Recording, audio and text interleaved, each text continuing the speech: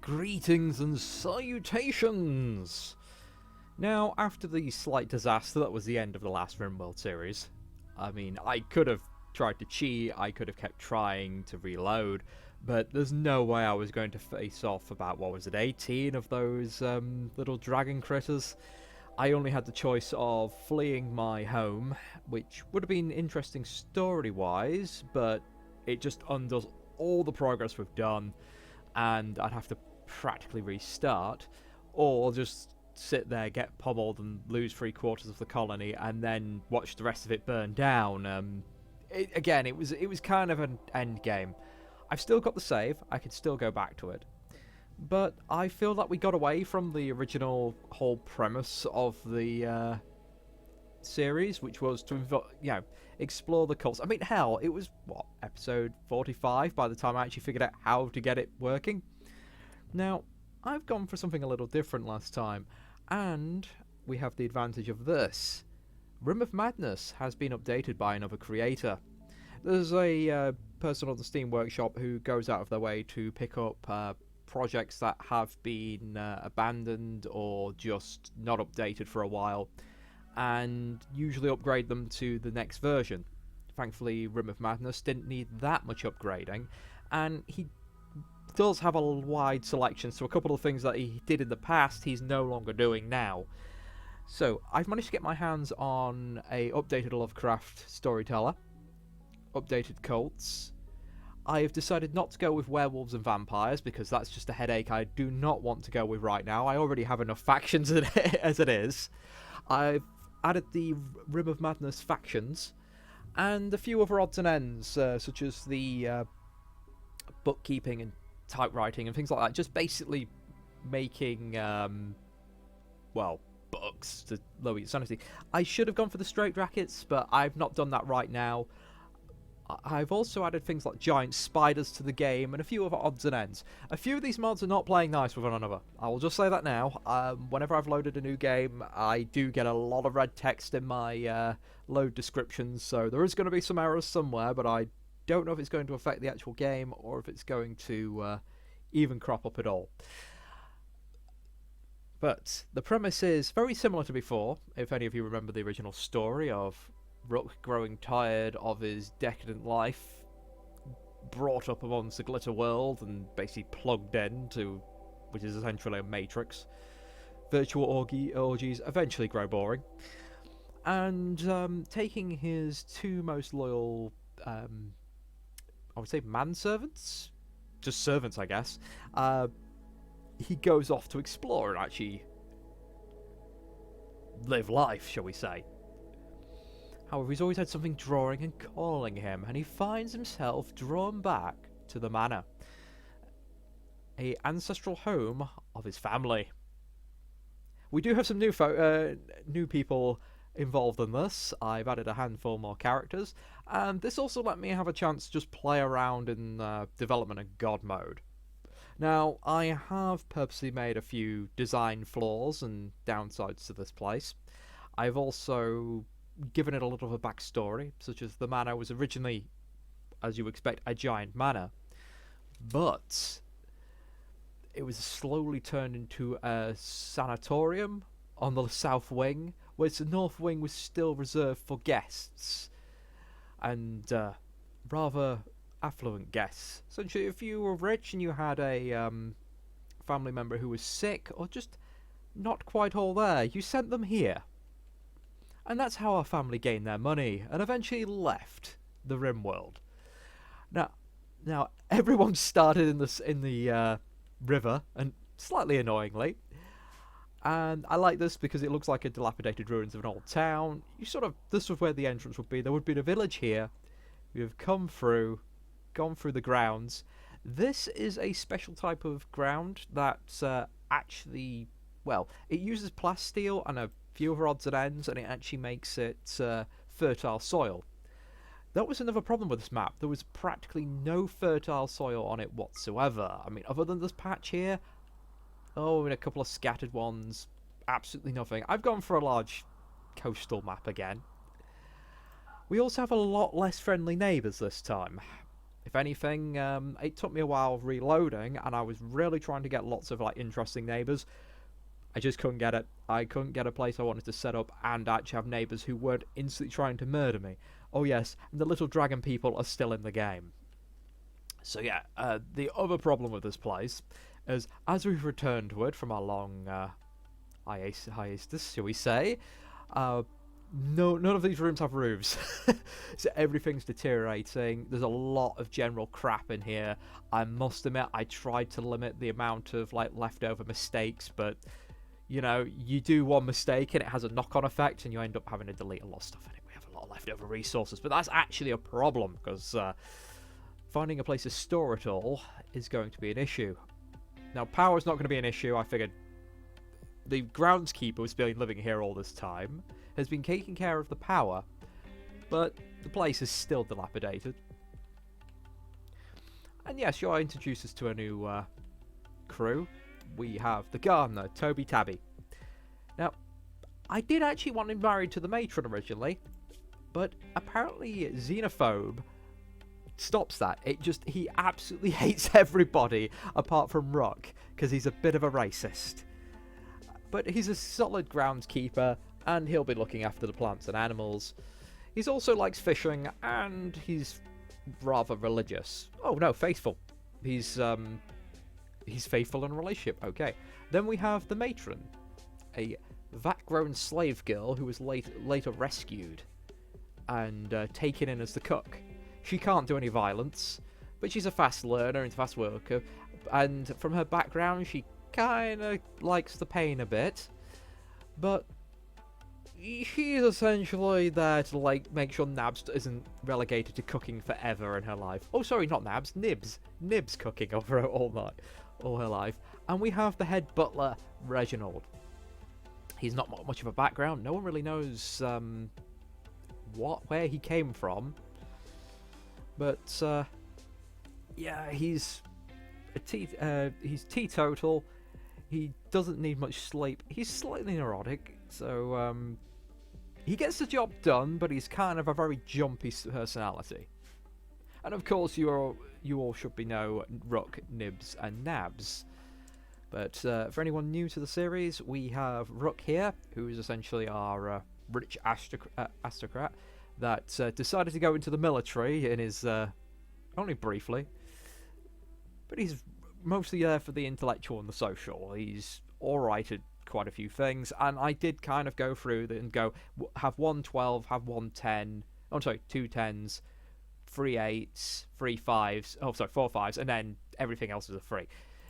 Partly just to avoid that early game build-up. I really should have turned those down in hindsight now, that we're going to be avoiding some of the early game. Oh, we have a splinter pistol, so yes, no bolt rifle this time. We will instead be taking, I think, the splinter pistol. I don't think this is nearly as broken. Yeah, look at that, damage 4. Stopping power, bugger all. Subtle armor penetration. Good burst, very good accuracy though. Wait, you get more psychic sensitivity from this and better move speed. That's rather interesting. Now, Rook, because I had to use a preset design of his race to actually make him, does come with quite a decent rifle. And that reminds me, Nabs has a sniper rifle this time. That's interesting, because last time she came with a broadsword. Actually, you know what? You can have that, sir. Also, the gardener, he's come with essentially, I love the description of this, charge shot high energy projectile pistol, RSN design, for when you need to shoot someone in the backyard through your house. And they have started with cult mindedness. This house has something a little unusual about it. I don't know if we'll still get the introduction to the cults event. I hope we do. That just simply occurred because I accidentally put down a altar whilst I was measuring room size for things, and yeah, a little bit of a pain. But we'll start hauling everything because oh wait, no, first, Oh no, I have remembered to do this. I kind of, at the start, gave everyone shoes, because those are going to be very useful. But yeah, back to the house a second. We've got loads of power. That's not going to be a problem. However, it does have the downside that if anything blows us up, I cannot replace it. I do not have that tech. I would have to relearn it all and do it that way. There's 2 little power areas. I just love the water mill generators. I kind of like the old style ones, and I did want to kind of do old style stuff originally, but after I went through the Rim of Madness like industrial pack, it's not really feasible because a lot of their items require wax, which you get from butchering animals. It's like fat and tallow. It's all candle based, and can you imagine trying to change a light in every single room very frequently and butchering every animal you can get a hold of, and then you've got to make wax? Oh god, that's a lot of stuff. Now, floors. A lot of these rooms do no longer have lights, so that's a task we have to do. A lot of these, if you've also noticed, same problem in a lot of old houses, very little heating anywhere. So that might be an issue. This is a relatively temperate area. I don't think we're going to be having winter. I'm not certain. I can't honestly remember. I just picked an area on the map I kind of liked, and one that gave me a decent map to play around with, without tons of ruins or caves and stuff to get in the way. Yes, other issues. No defences. No sentry turrets or anything like that. We do have defensive placements on the north and the east, but the west is very under-defended, and the south is practically lacking all defence. I did have a fence mod in this. These are weak as hell. You can shoot through them, and they give very little cover. And I did do one thing by accident. I meant to make most of the place out of wood, but it's, is it chitin or chitin? I've heard it pronounced both ways. So yes, we've got rather unusual walls, which are tough, but will be hard to replace. And by the time I'd noticed that mistake, I didn't want to remake the whole thing. Also, since I didn't get to play around with it, I've put the hot spring on top of the steam place, so no geothermals. Again, we've got lots of beds because this would have been the servants' quarters. This would have been the servants' area as well. I went with a little bit of tailoring. This is public area. This is brewing. I was going to stick something in here, but then I realised I was giving myself too much, so I've just thought I'd save that space for a stockpile. We also have another stockpile down here. The layout is not efficient. I kind of thought... I tried to originally make them symmetrical at the start, and then it kind of just expanded from there. And in my mind, this is kind of a manor that's just been built upon. So there's lots of very big rooms that, again, makes it difficult to heat and keep cool. So that's going to be an issue. But we do have the advantage of a few pieces of high-tech that, again, we can't replace. Oh yes, and here's the garden. I kind of went over this briefly. I kind of just set up the barn because, well, I'm not really starting with any animals, but it would be nice for that to not be deteriorated. But we're going to need food. Apart from the survival package meals, I've not really got any food. So first things first, I'm going to set some growing zones. Oh, what should I grow? I mean, again, these are not the most efficient growing zones. I'm going for what looked nice. I'm going to do this.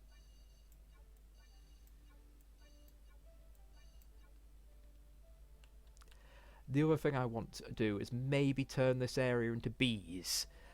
But at the moment, it's there for traders. I don't know if giving traders something nice to look at improves their relationship with you and things like that, so I'm not certain right now. But it's not an important job yet. I mean, I could turn all these into flowers and then put my beehives in the middle, but that might be a bit overkill. To start with, we're going to want, well, should we go with the classic potato? Pumpkins take forever.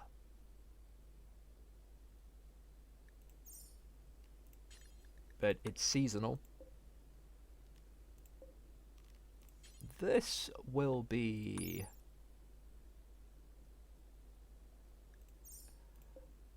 Onions, just to avoid blight. Blight may be off, but I'm not entirely certain. Eggplant. Flourishes in warm weather. Well, we ain't got warm weather, let's be honest. It's not great. Beetroot's very slow and just grows even during cold snaps, so that could be one. Cabbage. Just if you're thinking about it, that might be a bit much for onions. Instead, we are gonna go with rice, because we're not going to be able to grow it anywhere else.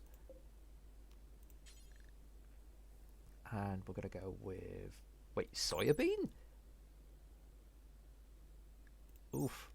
Well, we're not going to be growing that anytime soon.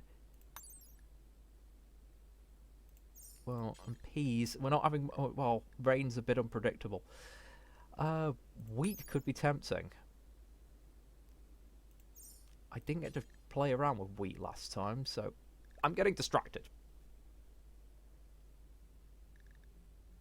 Yes, so pumpkins, potatoes, rice. One thing I do need a lot of is heel root. So that might seem overkill, but I am going to need a lot of heel root for this particular place. We're going to make this peppers. Nope. This onion.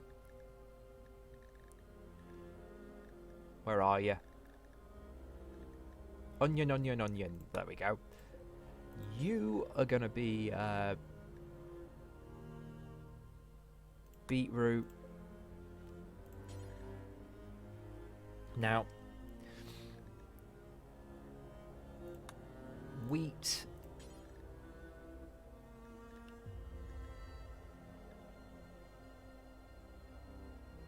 I'm very tempted by grapes.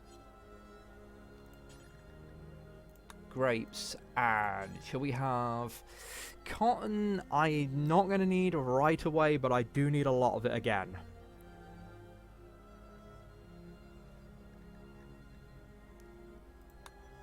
Tea. Because I've got all this. Because if I show you, this is... Wow, wait, what? Okay, that was not 150. What? When I first put this in, I tried this, and it only said 87%.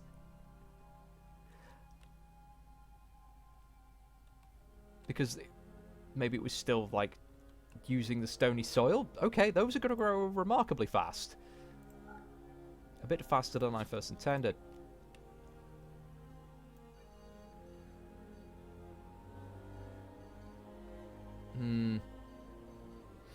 I do want trees. Actually, yes, that would be quite a nice idea. I don't really want to overlap this growing zone here, because it's a good growing zone. Oh, it's not even. Why am I worried about it being even? If I put trees here, that would also give additional cover.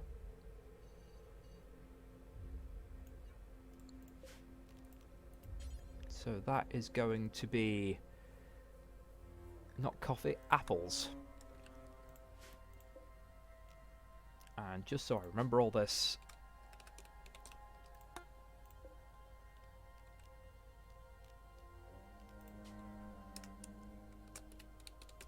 potato. I'll do that afterwards, and I'm just going to double check. I think this video is probably at the average length by now. Oh no, we got a minute or two, but yeah. I can do that in the downtime. Should we just let everyone get in? I've already set beds for people, so the group's going to be over here. Rook's going to get the master bedroom, which is trashed. Oh, and another sort of disadvantage of this place will be... Oh dear. Oh dear, oh dear.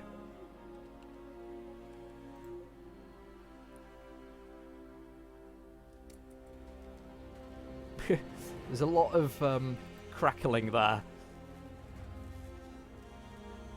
Perhaps there's it says there's enough power. Maybe it's just taking a while. But yes, another disadvantage of this place is because I've got so much wealth to begin with, that's potentially more dangerous things are going to occur. Well, the first thing they do is roof. As much as I like that,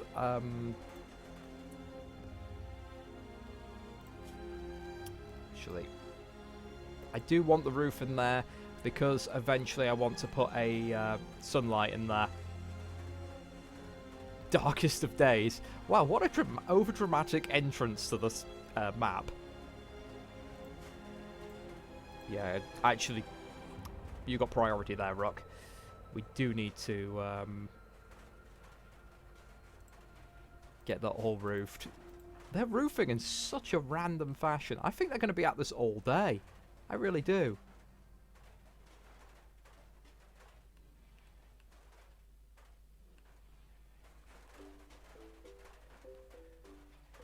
Oh, well. Actually, no, sir. You were going to go off and haul that little world medicine because otherwise we are going to have issues. Actually, no. What do you mean, no storage? We've got empty storage set to that. I know for a fact I've got empty storage set to that. Yeah, down here.